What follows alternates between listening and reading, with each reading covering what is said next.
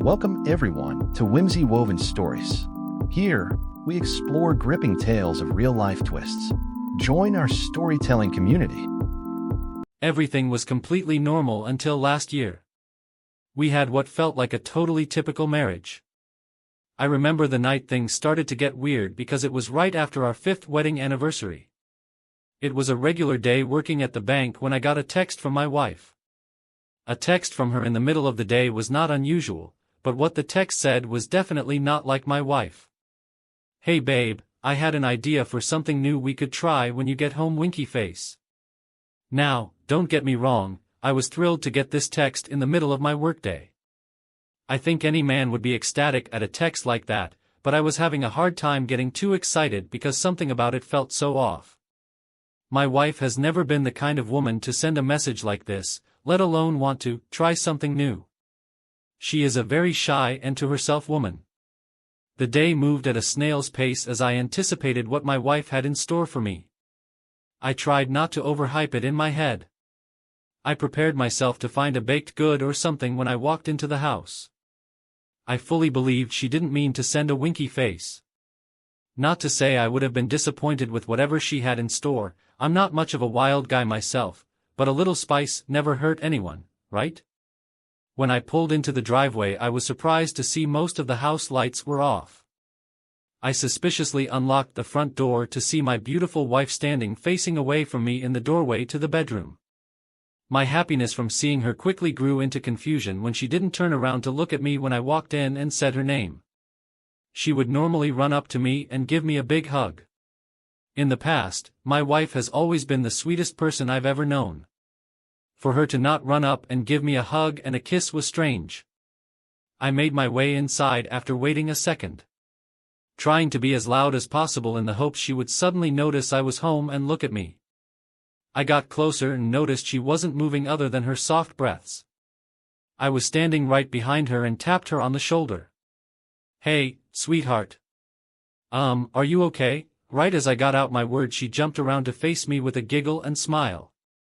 "Ha! That was so funny. Did I scare you?" she said while covering her mouth in an attempt to hide her toothy laugh. "Yeah, I guess you really did scare me," I replied with a nervous chuckle. "So was that your special surprise you talked about?" "Of course not, silly. That was just the beginning of the fun," she remarked with a smirk and a wink. She grabbed my hand and led me into our bedroom. Under normal circumstances, I would have been over the moon about it, but her scaring me just before leading me into the bedroom felt so off-putting. Did she think this would turn me on somehow? Did one of my buddies reach out to her and tell her to do this? All I knew was that I was not interested in whatever romantic endeavors my wife had planned. I never thought I would say that. As we got to the bed, she pulled back all the covers and told me to lie down. I honestly felt like telling her I had a headache or something, but it was clear she had been thinking about this all day and I really didn't want to discourage my wife from initiating things in the future. My mind was spinning with thoughts of what she might do next, but she did something I didn't expect. She put the covers back over me and tucked me in. I was both relieved and more confused than ever. She gave me a soft smile, then in one fast motion fell to the ground like a sack of wet hammers. I intuitively sat up and leaned over the side of the bed to make sure she was okay and was only met with the ends of her long brown hair peeking out from the bottom of the bed. "Hey Caitlin, why are you hiding? Can you please come out? I'm not a fan of this game you are playing," I murmured in a tone trying to not sound freaked out. I was only met with the sound of a muffled giggle. I sat in bed for the next 10 minutes trying to tell her to stop. It went from polite asking to begging, but the laughter didn't stop. After my begging didn't seem to work, I got the courage to get out of bed and look beneath me. As soon as I put my foot down, she grabbed my ankle. "What the hell, Caitlin? This isn't funny. You have fun here, I'm sleeping on the couch." I slammed the bedroom door behind me and curled up on the living room couch. I could still hear her laughing from the joke I seemed to miss. It was so hard to sleep that night. The image of her hair barely peeking out from under the mattress really stuck in my head for some reason. It took a while, but I finally fell asleep. The next morning I was up for work a couple hours before her, so we didn't get the chance to talk. I had to go into the bedroom to get my clothes for work, so I peeked under the bed to check on her. She was sleeping peacefully on her stomach and I tried not to wake her. It was a long, hard day at work. I wasn't really feeling all that scared anymore, more so worried for my wife. I wasn't sure how I could help. Around 10 a.m. I got a text from her. "Hey Emmett, I'm really sorry about last night. I have a lot of explaining to do once we both get home. Can we talk over some pizza?" I felt so much better after reading those words. It might seem insignificant, but my wife hates pizza, so whenever she is willing to eat it with me, I know she is putting in the effort. It was the end of the day and I headed home looking forward to some pizza and some time with my hopefully back to normal wife. I walked through the door and was relieved to see my wife setting the table and putting down a pizza box. She heard the door shut and ran to give me a hug and a kiss. I really felt like I had my wife back. "I'm so glad you are home. Sit down, I got pizza from your favorite place down the road," she said as she pulled a chair out for me to sit down. We were both quiet for a minute or two after we both sat down. I don't think either one of us knew how to start the conversation. Just as I was about to speak up, she started to talk. "So I know last night was weird. I just got really insecure after hearing a few of my coworkers talk about the things they do with their partners, and I was worried you thought I was too boring. I know I can be shy and don't like to do anything crazy, and started to feel guilty for not doing more with you. I wasn't entirely sure how to even go about it or what you would like, so I just went for it. I understand now how I went wrong. I'm sorry, I just don't know how to do this kind of thing," she said as if she had rehearsed it many times in her head. "Why would you ever think I was bored of you? I don't need any of that wild stuff. I married you for a reason. You don't need to try to be something you're not. I love you for who you are," I said as I grabbed her hand. She took a deep breath and looked at me with watery eyes. "I love you too, thank you for being so understanding. I really want to make it up to you." "That's very kind, but the pizza is enough for me." "No, I'm really serious. I did some more research and found a few good ideas," she said as she put her hand on my thigh. I was so torn at that moment. I was terrified from the night before, but it seemed like she learned from her mistakes. Sure, it was an incredibly strange mistake to think scaring me would get me in the mood, but she is extremely sheltered. That's what I was trying to tell myself. I knew deep down something was still wrong and I should just say no, but I think many people can understand how your body can go on autopilot in moments like this. At this point, nothing was going to stop me and I'd give every excuse in the book as to why it was okay to let her do her thing. Just like last time I was led to our bed. She made me lay down and immediately put my hands over my head into handcuffs and put a blindfold on me. My heart was racing at this point. I was terrified, but human nature was taking over and it could not be overridden. Right as she put the blindfold on me, she stepped back and I didn't hear her move. I was expecting her to do something to me, but nothing. I laid on the bed feeling more exposed than I ever felt possible. After a couple minutes, I heard the floor squeak and it confirmed that she had been standing right by the bed the whole time. I felt like I could feel her eyes staring at me. It was practically burning a hole in my skin. I heard the light switch flick off. Now I really couldn't see anything.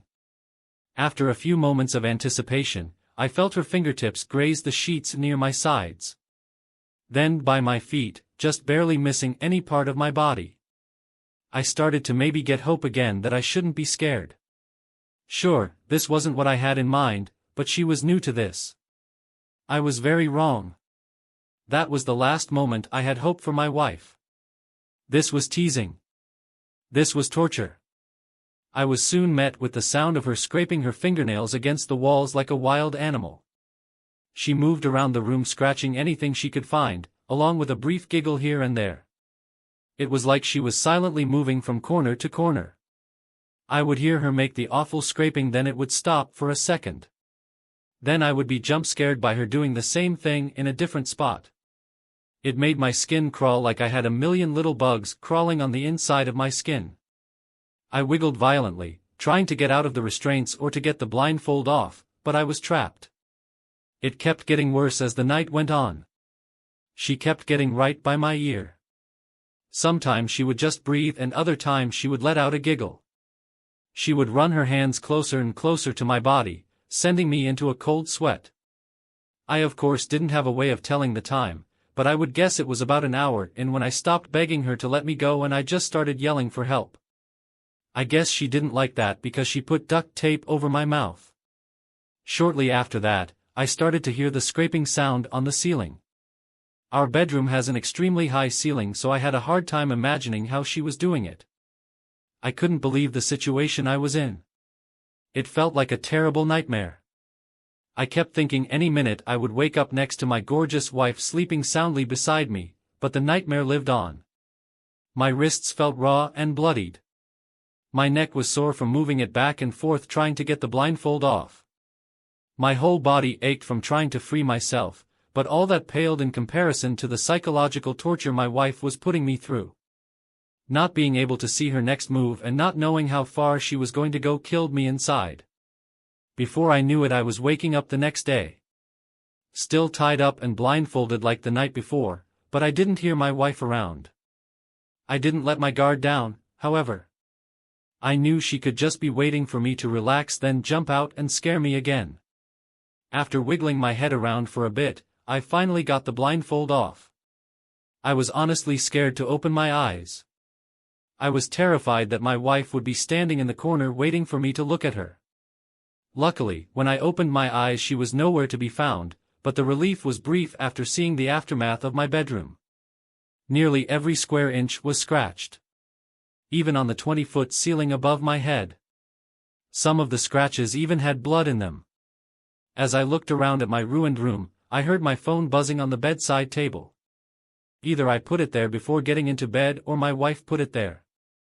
At this point, it didn't matter, but having my phone near me could be a saving grace. I figured it was my boss calling me since it was 10 a.m. and I wasn't at work. I wasn't sure if my wife had any plans of coming back to get me, but maybe if I didn't show up to work my boss would get worried about me and come looking for me. I soon had the realization that if they called my emergency contact it would just be my wife, and I wasn't sure how helpful she'd be at this point. I laid down in my bed the rest of the day, miserable as I watched the hours go by. My stomach growling and my arms were sore from them being above my head for the last 24 hours. It was around 9 p.m. when my phone started getting calls like crazy. I remembered I had plans to get dinner with my brother and he was probably worried about me. I am not the kind of person to just bail.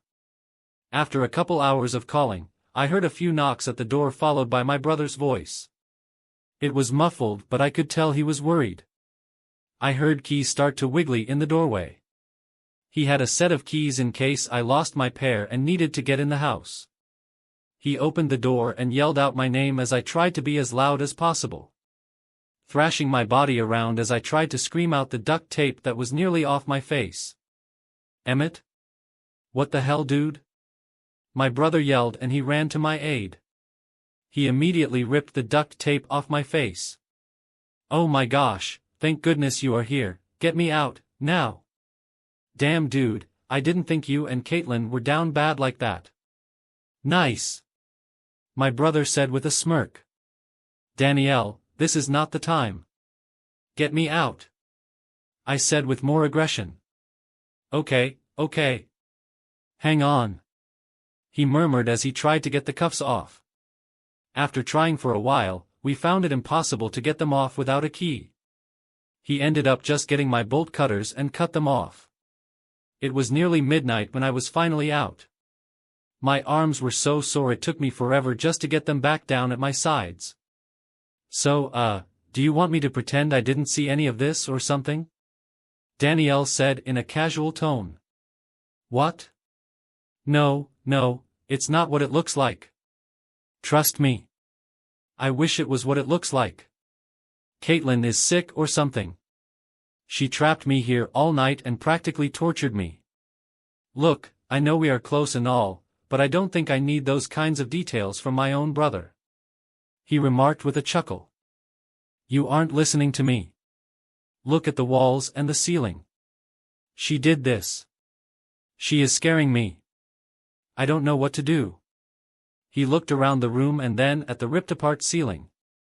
Not fully grasping the situation but clearly concerned. Okay, come stay with me tonight if you are freaked out, he said, half annoyed and half worried. I grabbed a few pairs of clothes out of the closet and shoved them in a bag. I wasn't sure how long I was going to be gone, but I wanted to be prepared. My brother only lives a few minutes down the road, so it was an easy drive. The whole time I was worried my wife was going to appear and scare me. We made it inside my brother's house and he apologized for not having a guest bed. He's in his early 20s and lives alone, so he doesn't have much space, but honestly, I didn't want to be far away from him. I didn't dare to tell my little brother I needed him and I was scared, but I think he could tell I wasn't okay. Listen, I don't really get what is going on, but it's getting really late and we both should sleep. Let me know if you need anything, he said as he awkwardly walked into his room 10 feet away from the couch I was lying on. I had a terrible time falling asleep that night. Whenever I closed my eyes, I just heard the sounds of her nails scraping the walls in my head. I kept thinking, and I felt her warm breath against my ear. I'd open up my eyes to find the room empty. It was starting to feel like the anticipation of her was becoming just as bad as her actually torturing me. I woke up the next morning exhausted. My whole body felt like I was just in a car accident from being so tense for so long, and I only got 3 hours of sleep. I realized that if life was still normal, my wife would make me hot tea in a warm bath with all her fancy essential oils that probably do nothing, but she always puts so much love into it. I started to feel myself slip. I felt sadness creeping in, but none of that mattered. I had to go to work. I couldn't have a no-call no-show and then call out of work the next day. I would feel terrible about it. Plus I wanted to apologize to my boss in person. The work day started out strange when I tried to ask forgiveness from my boss, but he acted strange at my apology. He explained that my wife gave him a call and said I wasn't feeling well and I would be absent from work that day. I guess despite everything, my wife still didn't want me to get a slap on the wrist at work. That was only the beginning of the strange day. I found a dead rat in my desk drawer, spiders in my locker, and a huge clump of hair in my lunch. It seemed like I was the only employee being harassed, but they ended up closing and sending everyone home at around 3 p.m. because a few higher-ups got nervous and thought they needed to look into it. Banks tend to take stuff like this seriously. I went out to my car to leave for the day and was in shock to find a note on my car. Did that do it for you, winky face, Caitlin? I knew it was her. I just didn't want to believe it. The last thing in the world I wanted to do was talk to the woman. I was terrified at this point, but I had to beg her to stop. For some reason, she thought I had some weird kink for being scared. Or maybe she developed one? Regardless, I had to tell her if it didn't stop I was going to leave her. Or even get a restraining order. I didn't want to meet her in person by myself. I didn't know what stunt she would try and pull to convince me to give her one more chance. Since my brother was already partly up to date on the situation, I asked him if he would be there for our meeting. It might be awkward, but I needed him. I didn't want to involve more people than necessary. I texted them both individually and told them to meet me at a coffee shop that night. It was 7 p.m. and my brother was already sitting next to me waiting for my wife to walk in. As she walked in, it was clear she was putting on an act. She looked overly sad and was dressed in bright clothes that she'd never worn in the past. Trying to make herself look innocent. She pulled out a chair and sat down at our table. The air was thick and awkward. Caitlin, I wanted to meet in person and have Danielle here because I need you to know whatever you are pulling here isn't what I want. I'm not enjoying whatever act you are putting on. I'm not turned on, I don't find it sexy, whatever you want to call it, please stop. If this is something you are into, I think we need to talk to a professional, because it's scaring me. I said earnestly as her eyes got watery and Danielle slouched in his chair uncomfortably. I don't know what to say, babe. I have to say I'm confused. I know I'm new to this experimenting thing, but I'm doing my best. This is what you asked of me. I'm just trying to be a good wife. You know me, I'm as vanilla as they come. You are the one who asked me about these acts. I'm just doing my best. She stressed as she fought back tears. Danielle looked at me with confused eyes. Wait, hang on. What's going on? I didn't think you asked for any of this, Emmett. Danielle said. I didn't. I swear. I have no idea what she is talking about. I would never ask anything like that from her. I pleaded to my brother. You are sick, you know that? Why are you doing this to me? She uttered as she pulled out an envelope and tossed it on the table. Danielle and I looked at each other before he reached for it and opened it up. Inside was a letter that Danielle read out loud. Dear Caitlin, I love you with all my heart, but I'm afraid I'm getting bored of the same old same old. I want something more. I am writing this out as I might feel weird saying it face to face, but I've been thinking about it, and, well, nothing gives me a high quite like when I am scared. And I mean, truly terrified. The adrenaline rush is like nothing else. I think if we employ this into our lives it would really spice things up.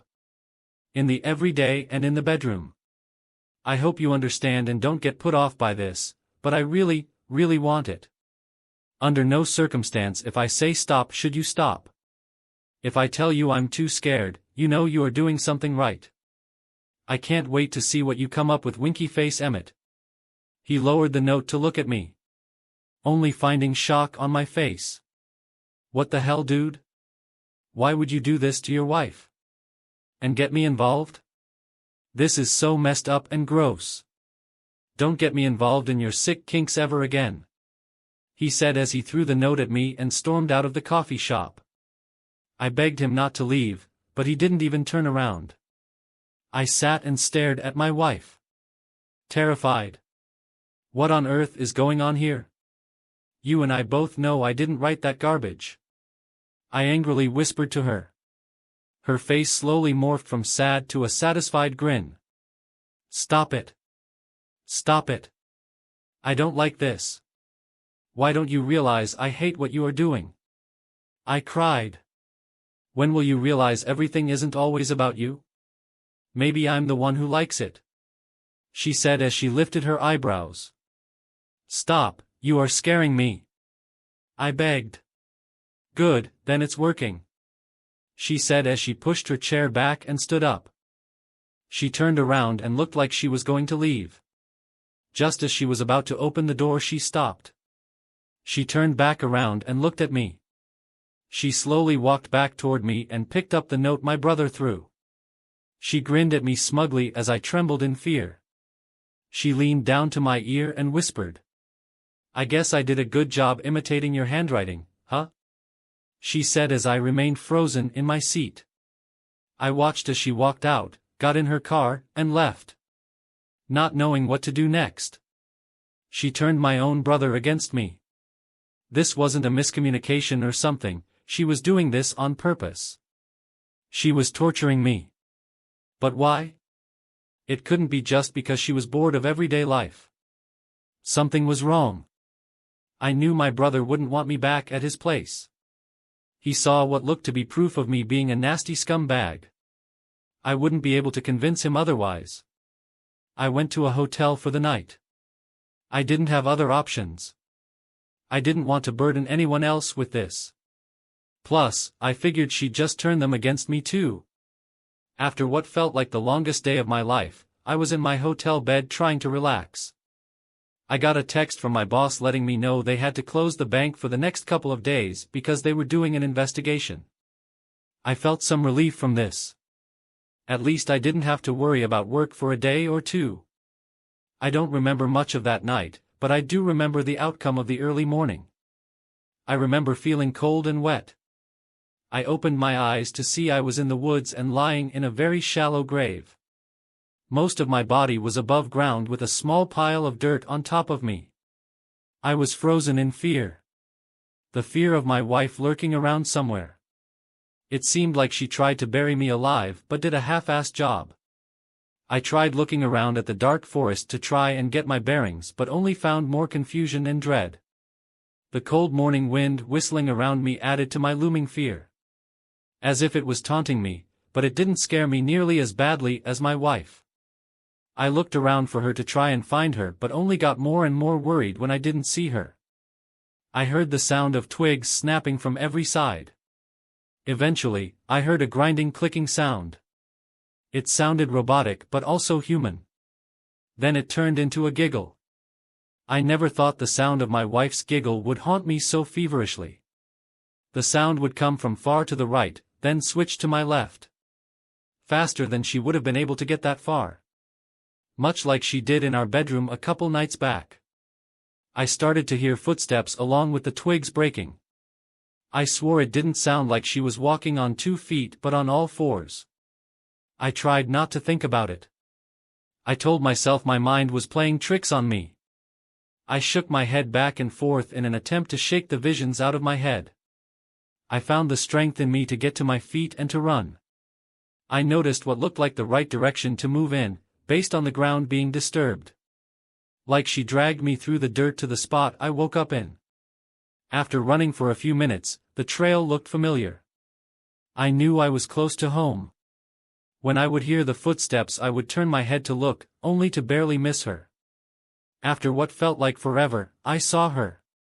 She was on all 4s circling me. Running like a wild animal. Her tongue sticking out of her mouth like a dog, I hardly recognized her. Her circles around me got tighter and tighter. As she got closer to me she slowed down. Eventually, she got right in front of me and stood up on her 2 legs.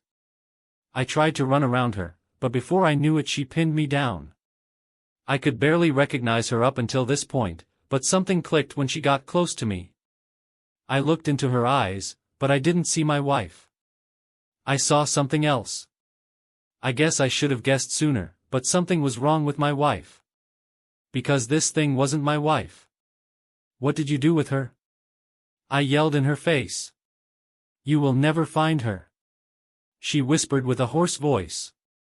As droll started to come out of her mouth. She abruptly jumped off of me and scurried back into the woods. The last words she said echoed in my head, you will never find her. The relief I felt knowing my wife might still be out there, but how was I supposed to find her? I couldn't keep up the running my whole way home, but managed a sprint. I kept thinking she was gone, then I would hear her nearby. Taunting me. I got back to our house. I hadn't been there since this all started happening a couple days ago, so I was scared to see what the inside looked like. I knew I couldn't stay for long. I saw her car still in the driveway, so I planned to take it. My car was still at my hotel, but I needed to make it hard for her to get around. I thought I would also look for clues for my real wife while I was there. After I entered the house I was shocked to see the state it was in. My wife would rather die than see her home look like this. Glass broken on the ground from wine glasses, dirt, and trash in random piles, a foul stench filling my nose. I couldn't believe what that thing did to our once beautiful home. The horrible smell distracted me, but I remembered my goal once I saw some blood. I followed it to the basement staircase. I grabbed the fire poker by our fireplace and walked to the door leading to the basement. I felt guilty for taking so long and not just heroically running down the steps to hopefully see my wife, but my whole being was so full of dread I couldn't help but feel fear. I knew I had to fight, but every part of my body wanted to flee.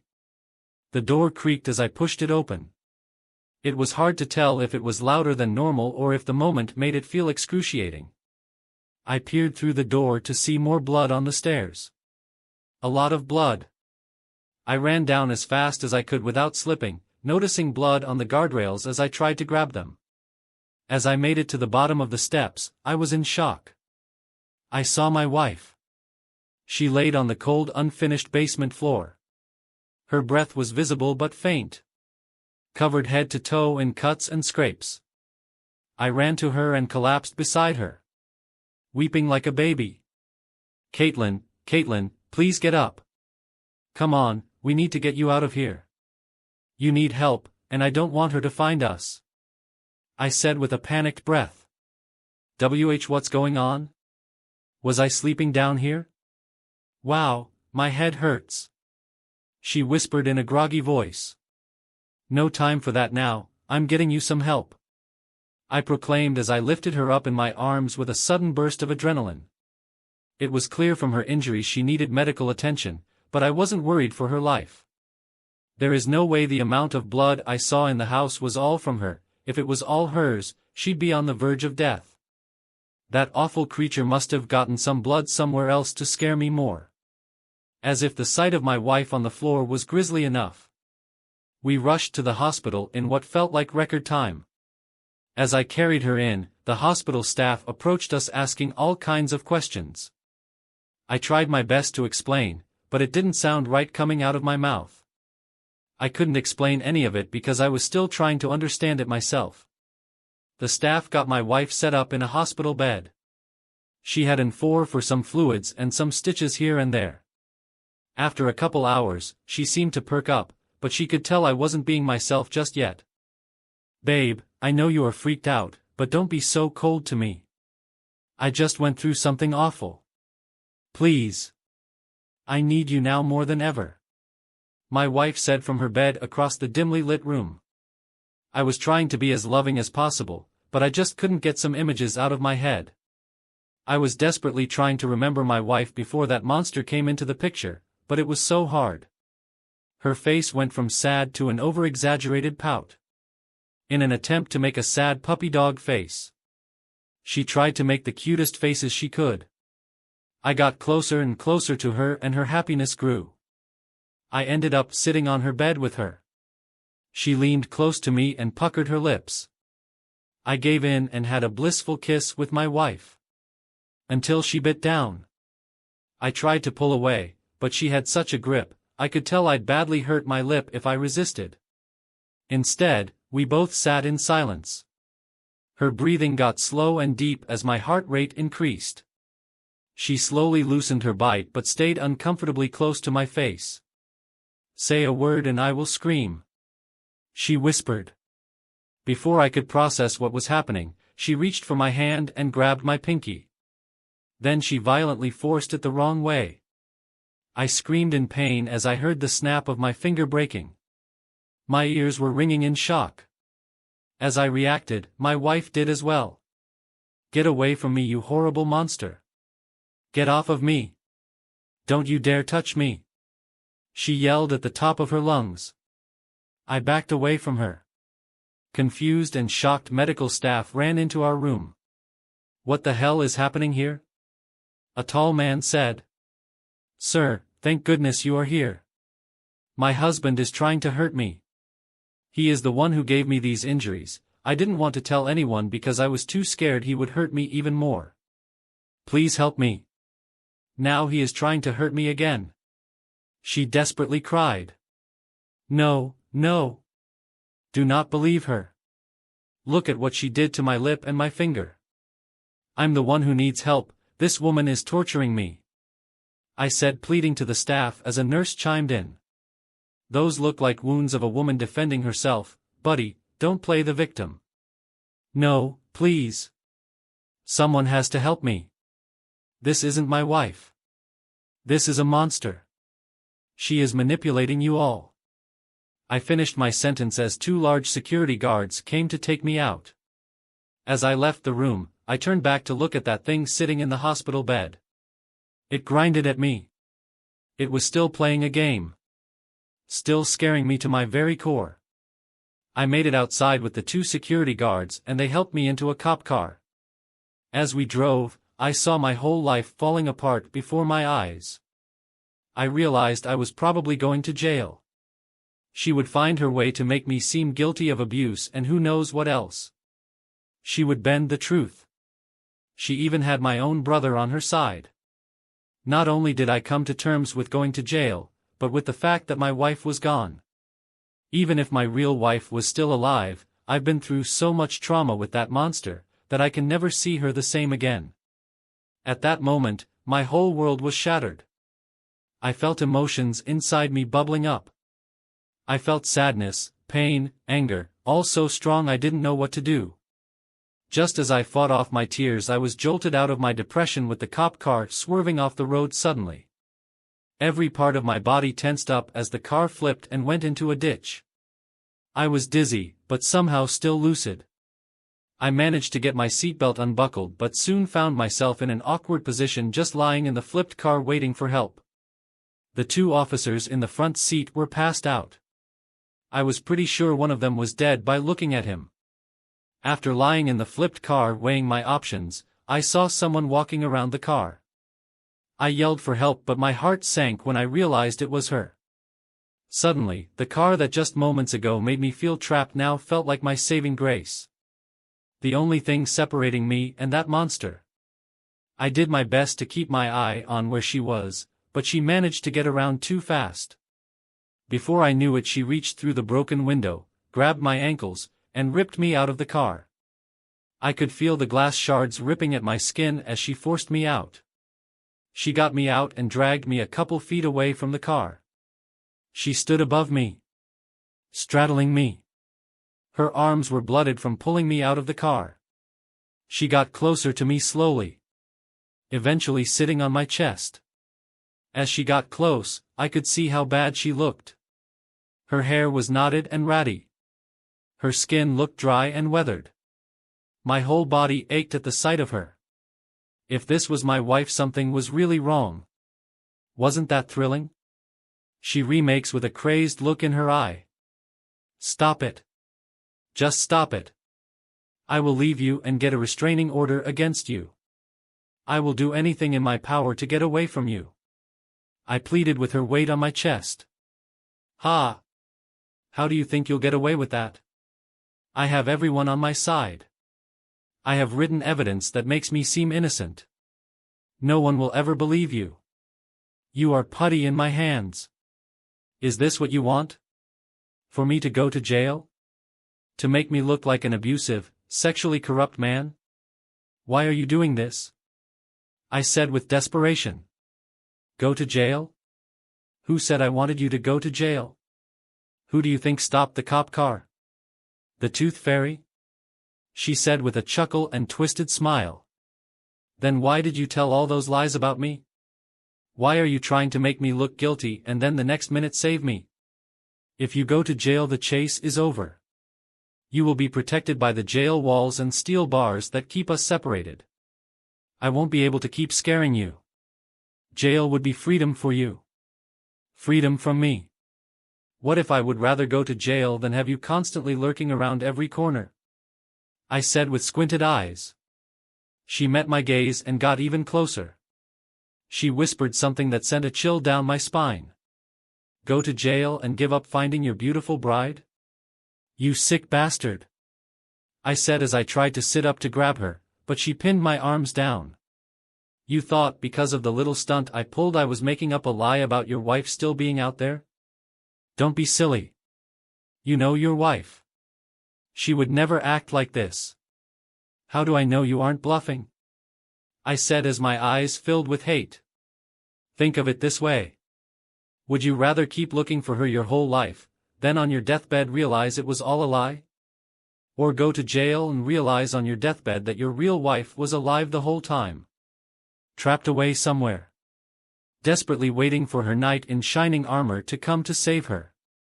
But he never came. What a shame that would be, huh? She uttered with a soft maniacal tone. Who are you? Why are you doing this? I said as she let go of my wrists and sat up. And began to speak in a normal cheering tone. What do you mean, goofball? I'm your wife. I'm doing it because I love you. I felt even more scared to see her attitude shift so suddenly. I could see what she was trying to do. Showing me how she could manipulate me and others. She got off of me and walked a few feet away. More cops will be here soon. I will keep them off your trail so you have time to get away. But don't get too comfy. Wherever you go I will find you. Once I find you, keep running. I want you to keep having a sense of getting away from me.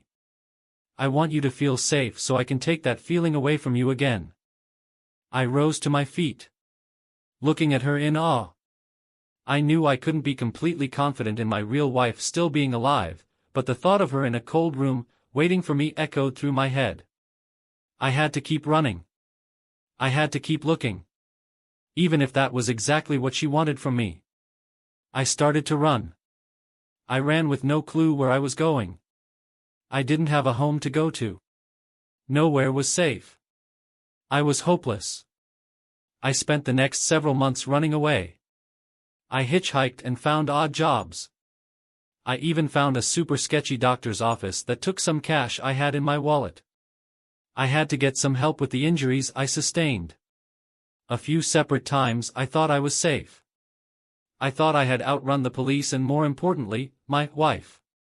The first time I realized she found me, I opened the door to find bloodied teeth all over my doorstep. I was in the next place for about 6 weeks but kept getting ding-dong ditchers. I thought it was just kids, but no kid would be doing it on the hour every hour for days straight. That brings us to the current day. I won't give details on my location in case she is reading this, however, I'm not completely sure if she has found me or not. Sometimes I hear scraping on the outside of the house, or what sounds like something inside my walls. I tell myself it's just animals because it makes me feel better. She might be trying to be less obvious, so I stop running. I was relieved at first that she wasn't doing anything too terrifying, but then I realized it's worse to not know if it's her or not. I've been spending most of my time hoping and praying that my real wife is still out there. I can't help look for her as well as I'd like, given I'm very far from home. I worry that if I just sit around and wait, they will never find her. Not as long as that thing pretends to be my wife. My biggest fear of all is that she is my real wife. Is she giving me false hope so I have a reason to stay out of jail and a reason to live? No, I can't believe that. I will never give up hope. I love you, Caitlin, and I will keep looking for you. Thanks for listening. Share your opinion in comment section and also do like and subscribe to the channel.